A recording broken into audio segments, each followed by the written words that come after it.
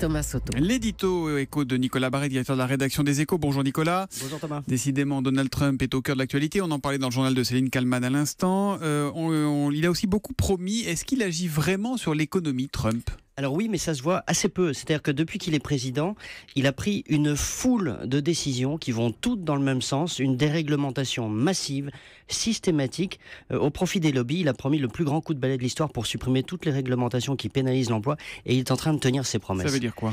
Vous vous souvenez par exemple de cette croisade de Michelle Obama pour assainir les menus des cantines scolaires, moins de sel, de graisse, de sucre, balayé par Trump.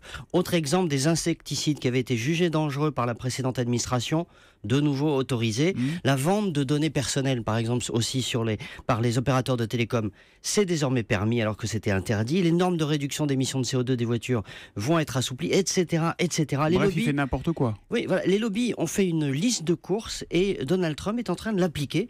Alors, cerise sur le gâteau, ça c'est quand même extraordinaire. Pour que ça se voit moins, il a supprimé le registre public des visites de la Maison-Blanche qui permettait justement de retracer ces visites de lobbyistes auprès du président. Maintenant, donc plus personne ne voit blackout sur ça. les visiteurs de la Maison-Blanche. Exactement. Et pourtant, Trump n'a pas encore tous les leviers de l'administration. Hein. Et non, loin de là.